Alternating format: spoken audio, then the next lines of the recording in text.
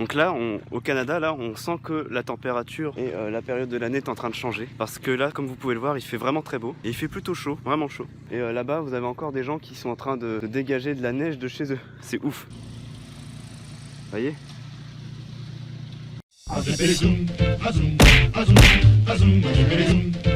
Vous avez encore de la neige malgré tout. Là dans le parc il y en a un petit peu, mais c'est vraiment de la neige qui est là depuis des mois et des mois, qui est en train de réellement fondre. Mais vous voyez, il fait très beau ici. À la différence de la France, vous avez les fameux panneaux arrêt.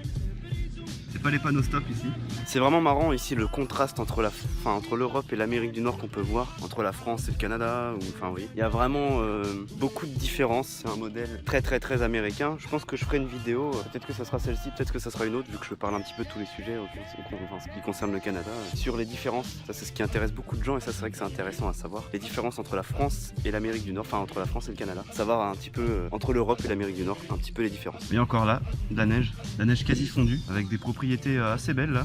Et parce qu'il faut savoir qu'ici au Canada vous avez quand même des maisons abordables, des maisons jumelées, beaucoup de maisons jumelées, c'est-à-dire des maisons doubles collées entre elles, mais vous avez aussi beaucoup de propriétés qui, comme on dirait de manière plus crue, qui déchirent sa maman, qui déchirent sa mère. C'est vraiment de grosses maisons, de grosses propriétés à l'américaine, vous voyez, comme on peut voir dans les films de Noël américains, là, le samedi après-midi, en période de Noël en France, là, sur TF1, là, c'est un peu le même genre en fait. C'est un petit peu le même genre, donc ici vous avez une école, là, vous voyez le drapeau québécois, c'est une école ici. Vous pouvez le voir ici, une belle maison. Là vous avez des appartements, vous voyez, il y a vraiment un contraste énorme. Après des bâtiments, puis l'église de Saint-Rédempteur. Là vous avez la maison de retraite de Saint-Rédempteur, très belle, très américaine, vous voyez. Ça fait très Boston, vous voyez. Ça c'est typiquement américain.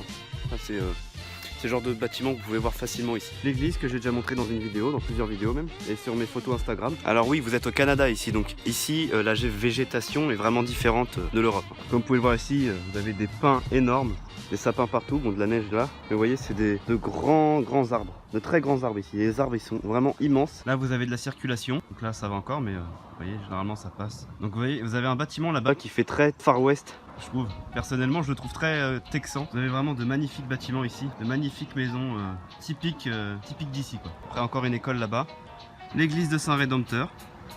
Donc c'est une église qui est pas très vieille car les églises en Amérique du Nord sont généralement très jeunes. Ça date de 1938 il paraît. Donc vous voyez c'est pas le même genre d'âge d'église qu'on peut trouver en France par exemple. Dans mon village, moi l'église qui se trouve dans mon village, même si elle a été rénovée à Moulins-le-Carbonel en Normandie, elle date tout de même plus ou moins du Moyen-Âge quoi. Ouais, c'est pas faux. Ici, elles n'ont pas plus de 100 ans généralement. Donc vous voyez, bon après ça dépasse, des fois ça fait 200 ans, des fois, genre à peu près à la période des guerres, un peu comme la guerre de l'indépendance ou des choses comme ça, vous voyez. Mais c'est beaucoup plus des églises. Après vous prenez les églises qu'il y a dans le vieux Québec, là, elles commencent à dater d'il y a très longtemps, vous voyez, dans le genre 17e siècle, mettons. Mais après c'est beaucoup plus les églises, mettons, protestantes qu'on peut trouver aux États-Unis surtout, ou dans le reste du Canada, qui sont un peu plus vieilles je crois, mais je suis pas sûr. Mais bon, celle-là elle est vraiment jeune. Donc là vous avez la poste. La poste canadienne, vous pouvez voir le drapeau ici. C'est ici que j'ai fait ma photo pour mon article là, sur LinkedIn et puis même sur Instagram si vous me suivez. Vous voyez, c'est le drapeau canadien, le drapeau de la mère patrie. Donc là, on est vers la rue où tout le monde est sorti. Là, vous voyez, c'est un quartier plutôt calme, mais très beau quartier. C'est un endroit fort sympathique. Il y a énormément de gens qui sont, on va dire, armés de pick-up et de gros 4x4 ici, comme aux États-Unis. On pense que c'est qu'aux États-Unis, je vous dis tout de suite, c'est vraiment partout ici en Amérique du Nord. Même en Amérique, ça se trouve en général. Je pense que si vous allez peut-être même en Colombie ou au Brésil, c'est peut-être la même chose. Il y a énormément de pick-up ici, regardez.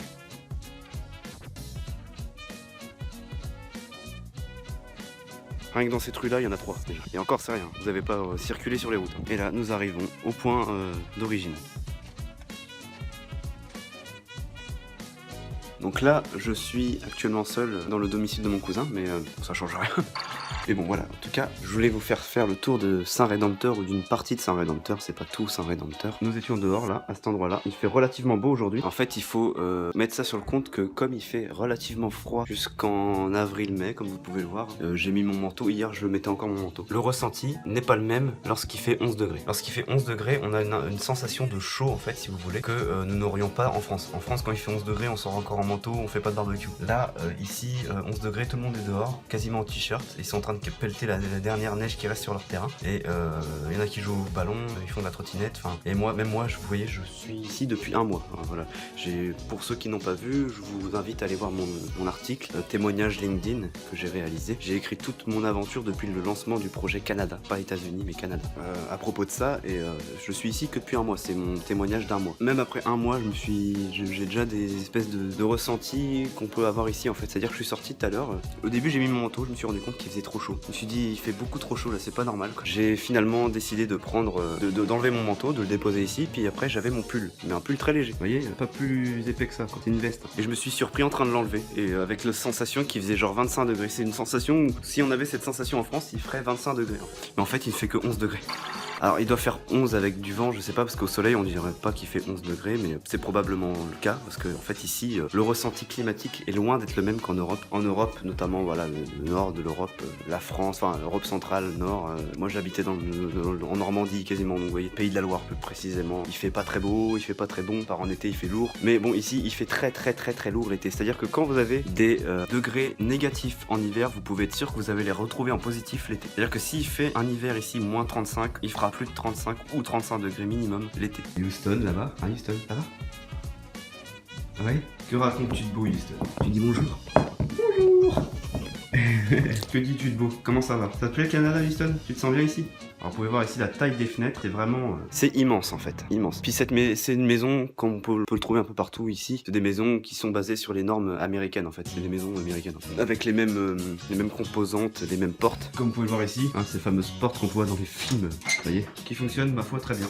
Mais en plus, qui a un système vraiment intéressant parce que regardez, vous pouvez fermer et lorsque vous tournez, hop, et là, normalement, c'est fermé à clé. La personne qui se trouve derrière ne peut pas ouvrir la porte. Il n'y a que vous qui pouvez ouvrir la porte en fait. C'est une fermeture à clé, mais interne, dans la porte. Et donc voilà, je suis sorti, là j'ai voulu en profiter pour vous faire le tour de la ville dans laquelle je me trouve, donc c'est Lévis. Mais le quartier c'est Saint-Rédempteur, et j'ai voulu faire une partie, parce que j'ai pas fait tout le tour de Saint-Rédempteur, mais je vous ai montré une bonne grosse partie de Saint-Rédempteur. C'est un très beau quartier, franchement, avec de belles maisons, comme vous avez pu voir. Des gens chaleureux, gentils, vous voyez, là, avant de rentrer, lorsque j'ai off vidéo, on va dire, off caméra, il y a le voisin qui connaît bien mon cousin ici, que j'ai déjà aperçu, qui m'a demandé si ça se passait bien depuis mon arrivée au Canada. Vous voyez, tout le monde est au courant que je suis là depuis peu de temps. Tout le monde sait que je suis plus ou moins le cousin de mon cousin. Tout le monde sait que Houston est un chien d'assistance, tout le quartier. Ici, c'est des commérages, il y en a beaucoup, mais ça peut être des commérages positifs comme négatifs, mais là, c'est des positifs. Et les gens, ils ont voulu, ça les a surpris, ils ont voulu savoir qui j'étais, tout ça, voilà. Ils m'ont vu passer dans le quartier, je passe devant toutes les maisons, et les gens voient à travers leurs fenêtres ce qui se passe, surtout qu'ici, en fait, contrairement à l'Europe, à la France, il n'y a pas de clôture. Ici, tout est ouvert, les maisons sont ouvertes de partout. Comme vous pouvez le voir ici, les maisons sont ouvertes, il n'y a pas de clôture, tout est ouvert. Ce qui fait que les gens peuvent voir ce que vous faites, peuvent voir quand vous passez devant chez eux, peuvent voir tout. Et du coup, bah évidemment, ça favorise les commérages, mais moi, on fout. Au contraire, les gens, ils ont voulu savoir qui j'étais, puis j'ai croisé du coup quelques personnes qui m'ont salué, qui m'ont dit qu'ils avaient déjà vu Houston, mon chien du coup. Et figurez-vous que Houston, c'est une star ici au Canada. Et limite, les gens connaissent plus Houston que moi-même. Ils connaissent... moi, je suis un figurant à côté de Houston, surtout au centre de formation professionnelle. Je l'ai expliqué dans mon article, dans certaines vidéos, je le réexpliquerai plus tard. Mais il est très... Bon, évidemment, c'est pour rigoler, j'exagère. Grâce à Houston, ça a favorisé la sociabilité et ça a fait de la zoothérapie, c'est ce que les gens disent. Inconsciemment, moi c'était pas le but, hein, mais finalement, bon, si ça peut aider. Mais voilà, Houston est très célèbre au niveau local et au niveau du centre de formation ici. Ma table de montage, c'est ici que je monte toutes mes vidéos. C'est ici que je passe des heures pour vous, cher public, à réaliser mes vidéos. Donc si je peux vous parler en attendant, parler des différences entre les produits, tout ça, vous voyez. Là vous avez un paquet de mouchoirs lambda, vous voyez. La taille à côté de ma main, un peu la taille du paquet. Un petit pot de ketchup, on vide, mais vous voyez la taille. Voilà, le ketchup ici c'est ça. Le fameux sirop d'érable, le Graal en fait, ici. Le lait qui se présente en fait de cette manière-là, si vous voulez. Je vais vous montrer vite fait. Voilà comment s'achète le lait ici. Il n'y a pas de brique, il n'y a pas de bouteille, c'est comme ça. Et en fait, si vous voulez, ça se met dans un pot, comme celui-ci.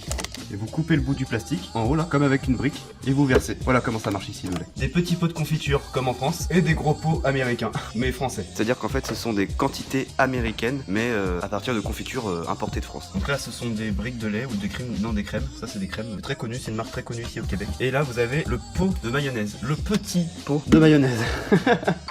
Le plus petit qu'on peut trouver. Peut-être pas quand même, mais c'est pas loin d'être ça, hein, je vous rassure. Alors vous savez, les fameux œufs, les œufs tout blancs qu'on peut voir dans les films américains ou dans les dessins animés à l'américaine, on se dit c'est pour les films, ce sont de faux œufs, ce sont des œufs synthétiques. En France, vous voyez, ils sont marrons, ils sont beiges. Bah, en fait, non, c'est pas un mythe.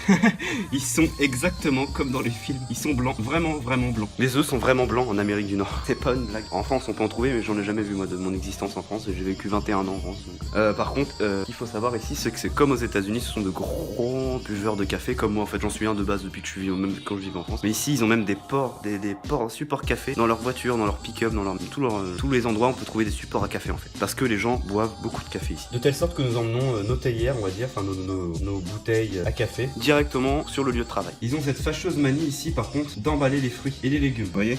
Très fâcheuse manie, je trouve, parce que ça a été dénoncé il y a pas longtemps. Ils font ça beaucoup, puis ça commence à arriver en Europe. Hein. J'en ai vu moi les derniers mois que j'ai passé en Europe. Quand j'allais à Carrefour, des choses comme ça, je voyais des fruits qui commençaient à être emballés, des choses comme ça, mais c'est pas aussi fréquent qu'ici. Ici, c'est comme aux États-Unis, ça a déjà éclaté un peu le scandale, mais ça commence, c'est le cas aussi au Canada en fait. Mais comme le Canada, on n'en entend jamais parler en France, quasiment jamais. C'est vrai, hein, au final, quand on regarde bien, les États-Unis font de l'ombre au Canada. On n'en entend jamais parler en France. Et pourtant, il se passe des choses au Canada, parce que ça laisse penser aux Français qu'au Canada, il se passe jamais rien. C'est tranquille, c'est tranquille, c'est sûr. Franchement, c'est voilà. Moi, ici, il y a pas de stress, c'est vraiment tranquille ici. Mais je veux dire politiquement, tout ça, ça l'est pas tant que ça. Une plaque d'immatriculation, typique du Québec, avec le terme je me souviens. Alors que veut signifier je me souviens? Ça signifie en fait je me souviens être né sous le lys et avoir grandi sous la rose. C'est-à-dire qu'en fait, c'est un terme qui signifie pour les Québécois, et certains ne le comprennent pas, même beaucoup de Québécois de souche, car ce qu'il faut comprendre, c'est que le Québec, qui est une province aussi banale que toutes les autres, bien qu'il y ait des différences, notamment par rapport à la langue et certaines lois, une législation vraiment un peu différente, car c'est un petit peu la Bretagne du Canada, vous voyez, ou la Corse du Canada, je sais pas comment je pourrais expliquer ça. En fait, il y a beaucoup de Québécois qui ont une certaine aversion des anglo-saxons canadiens et des autres provinces canadiennes, comme l'Ontario ou l'Alberta ou la Colombie-Britannique, ce que vous voulez. Ce qui fait que du coup, ils sont pas très pro-britanniques, parce que c'est la couronne britannique qui gère le Canada, et le Québec aussi, c'est pas la France. Et voilà, ici, sur les billets, c'est des personnalités britanniques et canadiennes britanniques, ou françaises aussi des fois, canadiennes québécoises. Mais en fait, ça signifie, si vous voulez, que je me souviens, beaucoup de Québécois ne comprennent pas, mais beaucoup de Québécois qui comprennent l'histoire de leur pays le disent, c'est je me souviens être né sous le lys et avoir grandi sous la rose, c'est-à-dire je me souviens être né sous la langue française, avoir grandi sous, on va dire, la cohabitation britannique, car le Québec a été habité par les Britanniques, a été récupéré par les Britanniques lors de la vente de l'Amérique du Nord par les Français, par la France. Oui, pour ça d'ailleurs qu'il y a beaucoup de Québécois, contrairement à ce qu'on peut penser, qui ont une certaine aussi aversion des Français. Mais il fut un temps, les amis, où, on va dire, les États-Unis, une bonne grosse partie des États-Unis en partant de la Louisiane jusqu'au Québec, et une bonne partie du Canada, l'Ontario compris, je crois même, appartenait à la France. Mais on a tout revendu comme des abrutis, parce qu'on voulait garder la Guadeloupe, la Martinique, toutes ces îles, là, les Antilles, pour, on va dire, l'esclavage, la canne à sucre, toutes ces choses-là. Ce qui fait que nous avons tout revendu. Et les Britanniques ont repris la main sur tout le territoire nord-américain, Québec compris. Oui, ils parlent francophone, ils parlent français, mais ça change pas le fait que la dernière grosse nation à laquelle a appartenu le Canada, et appartient toujours aujourd'hui le Canada, le Québec compris dedans, hein, contrairement à ce qu'on peut penser, c'est la nation britannique. Le fait qu'ils parlent français, c'est qu'en fait les Anglais n'ont pas été si vaches qu'on veut le penser, en fait, ou ce qu'on veut nous faire penser ici. Ils ont été évidemment, voilà, ils sont arrivés en mode voilà, nous on est les rois, voilà. Mais ils ont dit aux francophones, notamment canadiens français, qui n'étaient pas obligés forcément de s'annexer. Il y a eu des lois qui ont été votées, évidemment ça s'est pas fait comme ça, au début c'était tendu, mais qui n'étaient pas obligés de s'annexer vraiment à la culture anglo-saxonne, qui avaient le droit de conserver leur langue, de conserver leurs coutumes, le catholicisme. C'est pour ça qu'aussi là, vous voyez là-bas il y a une église, et c'est pas une église protestante, mais c'est une église catholique, vous voyez. Ce qui fait que l'anglais est arrivé ici en mode je vais cohabiter avec vous, mais vous gardez vos cultures, nous on garde les nôtres, et puis voilà, on cohabite. Voilà, c'est ça en fait, c'est ce qui s'est passé ici au Canada. Et au Québec en général aussi, voilà. Ce qui fait que ce terme, je me souviens, signifie je me souviens être né sous le lys, donc être né sous la langue française, mais même être né durant l'occupation française, on va dire, la colonisation française, mais avoir grandi sous la rose, l'arrivée des anglo-saxons, des anglais, des britanniques, et de la cohabitation avec eux, et non de l'occupation, contrairement à ce que certains Québécois veulent faire comprendre. Et il y a eu une certaine occupation, c'est sûr, les Anglais, ils ont perdu la bataille des plaines d'Abraham, comme on appelle ici, c'est à Québec, c'est passé ici à Québec, hein, je suis passé devant avec mon cousin. C'est un lieu très historique, c'est l'endroit où les Canadiens français, hein, pas Québécois c'est un terme très récent, c'est Canadiens français normalement. Les Canadiens français ont perdu le Québec à Québec face aux Anglais. Donc les Canadiens français et les Français de France. Voilà, et c'est là que le Canada, et le Québec compris, a réappartenu aux Anglais. Vous voyez, le Canada est un pays vraiment très riche. Contrairement à ce qu'on peut penser en France, on dit dit ouais l'Amérique du Nord a moins d'histoire que nous, machin et tout. L'histoire est plus jeune. La frise sur laquelle s'est développée l'Amérique du Nord, États-Unis comme Canada, est une frise très courte, car c'est deux pays qui ont quasiment le même âge, 400 ans maximum, quoi. Et pourtant, en fait, moi je pense qu'en fait, ce sont pas deux pays qui n'ont pas d'histoire, ou qu'on en ont moins que l'Europe. Ils en ont un petit peu moins que l'Europe, c'est sûr, parce que l'Europe c'est quand même très vieux. C'est le vieux continent comme on l'appelle, la France, ouais, voilà. Même l'Angleterre, ce sont deux gros pays qui ont une longue histoire, et tous les autres pays. Mais en fait, moi j'estime qu'en fait l'Amérique du Nord a une histoire très riche, ou très mouvementée, ou a eu une histoire très riche et très mouvementée en un très court laps de temps. C'est ce qui fait que les gens ont du mal à discerner ça. Il y a une histoire ici, il y en a une au Canada, il y en a une des États-Unis, elle est très riche. Moi je l'ai beaucoup étudiée car c'est ce qui m'a poussé aussi à venir en Amérique du Nord en général. Vous voyez, moi, vous voyez, quand je vais aller aux États-Unis, même au Canada, oui, je vais essayer de visiter des lieux historiques. Mais vous voyez, même à Québec, je vais essayer d'aller aux plaines d'Abraham un jour là. Mais j'aimerais bien aller aussi aux États-Unis, genre je sais pas moi, à Philadelphie, à Boston, pour aller voir les lieux les lieux historiques de la guerre de l'indépendance, à Washington pour aller voir les lieux historiques de la guerre de sécession, je sais pas moi, le Lincoln Memorial. Vous voyez, des choses comme ça parce que c'est une histoire qui m'intéresse énormément. Et du coup, ça m'a permis de voir qu'en fait, l'Amérique du Nord a une histoire très riche en fait. Contrairement à ce qu'on peut penser, elle a une histoire très riche. Et c'est en fait, si vous voulez, une histoire qui fait partie de la nôtre en tant qu'Européens, car c'est nous qui avons colonisé ce continent. Donc quelque part, ça fait partie de notre histoire aussi. Mais du coup, voilà, je pense qu'il faut voir ça de cet œil-là. Mais voilà, ça explique le je me souviens. Voilà, je voulais juste, je vous ai fait une aparté totalement historique, car je me suis beaucoup intéressé à plein de sujets. Mais voilà, le Canada est un pays très riche en histoire et très intéressant, car il y a une mixité linguistique incroyable, une mixité de nations, contrairement à ce qu'on peut penser en Europe. Les deux langues officielles sont ici l'anglais et le français. Oui. Et il y a, contrairement à ce qu'on peut penser, il y a des tensions entre les deux. Je vous le dis tout de suite, il y a encore et toujours des tensions entre les deux. C'est vraiment impressionnant, c'est un pays vraiment impressionnant. C'est un pays assez unique au monde pour ça, vous voyez. C'est un pays qui fait partie du Commonwealth et en même temps des pays de la francophonie. Il fait partie des deux. Le Canada tout entier, pas que le Québec, parce qu'il y a des francophones partout ici, partout au Canada, dans toutes les provinces. Et c'est un pays qui fait autant partie du Commonwealth que des pays de la francophonie. Donc il fait partie du Commonwealth comme l'Australie, la Nouvelle-Zélande, l'Afrique du Sud, vous voyez. Sauf que contrairement à tous ces autres pays là, il y a une vraie... Enfin, après je connais pas trop tous les autres pays non plus, je peux pas vraiment dire, mais le Canada a une vraie mixité culturelle et historique, puis linguistique intéressante. Enfin, vous voyez, il y a plein de choses à apprendre de ce pays là, je pense. Mais en tout cas voilà, je voulais faire cette petite vidéo pour vous montrer un petit peu le coin dans lequel je vis, vous expliquer quelques petites choses. Je voulais faire un petit point culture aussi sur le Canada. J'en ferai d'autres car j'ai des documents que mon cousin m'a remis très intéressants sur l'histoire du Canada tout entier, donc il y a moyen de vous expliquer des choses. Mais je voulais aussi expliquer un petit peu les différences, un petit peu notamment avec les produits, vous voyez, avec la France et l'Amérique du Nord, on va dire. Mais je compte faire plein d'autres vidéos. Les prochaines seront aussi dans mon centre de formation. J'ai déjà commencé à filmer certaines choses. Je voudrais vous montrer un petit peu comment ça se passe pour moi, pour peut-être donner envie à certains autres étudiants français de venir étudier ici en centre de formation, car ça peut vous ouvrir énormément de portes, que ce soit en immigration, en travail, en stage, en expérience, en diplôme. C'est un diplôme vraiment très poussé. Je vous le dis tout de suite, en infographie, j'apprends des choses que j'avais jamais vues avant. Et même en termes d'université, car ça peut être aussi, c'est déjà une formation plus ou moins supérieure déjà, hein, pour vous dire tout de suite, c'est un petit peu, comme je vous l'ai dit, un genre de BTS en fait, ou DUT, je sais pas comment on pourrait ta vie là. Mais après, vous pouvez même aller à l'université, car ce sont des diplômes reconnus à l'université. Moi, vous voyez, je prévois d'aller à l'université après pour une année. Je voudrais remplir un certificat sur la science et l'art de l'animation à l'université Laval. Donc je vais voir si je peux le faire. On paye pas les frais d'un étudiant international lambda, on paye les frais des étudiants canadiens. Donc on a une certaine réduction à ce niveau-là, donc ça peut être vraiment intéressant et rentable. Voilà. Mais bon, je ferai plein d'autres vidéos comme je le fais habituellement. Je vous dis à plus tard et bon soleil en France surtout. Ciao.